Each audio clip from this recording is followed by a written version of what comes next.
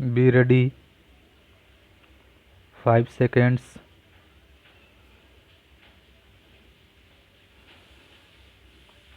Start.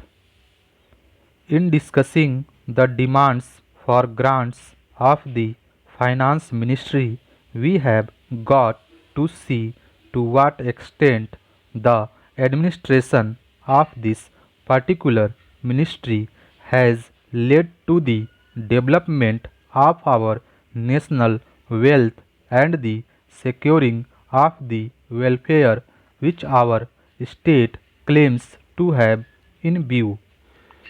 Madam, we must try to analyze very carefully the working of this particular ministry because it is not merely a department of the government, so to say, but it is the nerve center of the administration of the country. I would like first to refer to the role of foreign capital because in determining the manner in which the permission of capital issues has been granted by the particular administration, we must keep in our mind to what extent the interests of our nation have been served. I fully endorse the statement which the previous speaker has made so far as repatriation of the investments made by foreigners and of profits are concerned. We have dealt with this topic quite a number of times, and I do not want to reiterate anything apart from only supporting what the honorable member who just now spoke said. I would now like to deal with the investments of foreigners in India.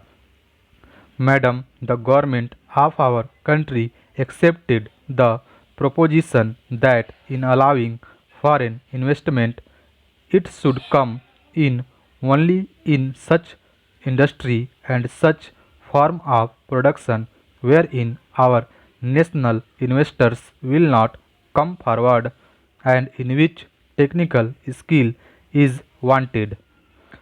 There is also one other factor which the industrial policy of our government of 1948 has adumbrated further in 1949 by the Prime Minister laid down. It specifically said that the control and ownership of such concerns should, as far as possible, be in the hands of Indian nationals and the technical know-how of our country should be developed. I would like to emphasize the figures that have been put forward for the last few years.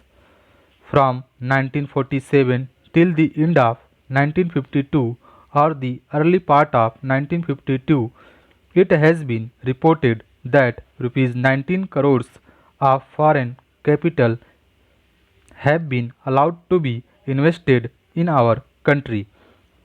Of that, practically more than rupees 6 crores have been allowed to be invested in managing agency and trading enterprises in our country. So far as the government policy is concerned, we find that a sum of rupees 4 crores has been allowed to be invested this year. We do not know how it is to be used up. We have been told that during the period 1948 and 53, nearly rupees 35 lakhs have been allowed to be invested in textile machinery and generally in the textile industry. We have seen to what extent cotton and jute have been dominated by the national capital and to what extent they play the role as against the demand for them. We know further what the government is doing in regard to these industries and how the Indian counterpart in these industries are behaving. Then why this further penetration of foreign capital. Even in regard to the expansion scheme, we find that paints, soaps, electric fans, and machine tools are some of the industries where the government is allowed foreign investment to establish or expand their factories. It will adversely compete with the production of the country where the indigenous producers do not find any market in this sphere.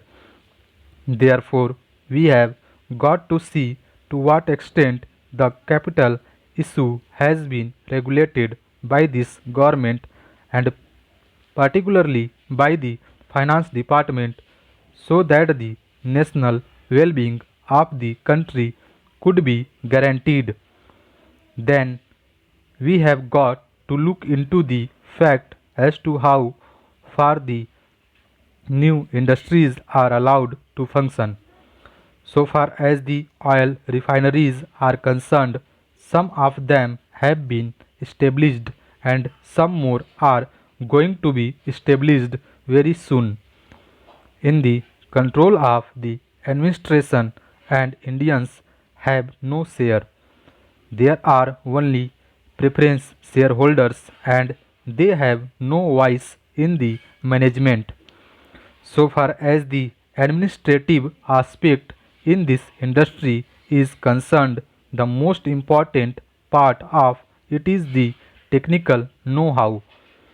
They do not guarantee that they will train the Indians. That means they say even after 20 years we will have to face the problem of the know-how in respect of the oil refineries. I do not know why the government are showing softness to foreigners in this matter. Then we have another investment in collaboration with the Indian chemical industries for the manufacture of civil explosives.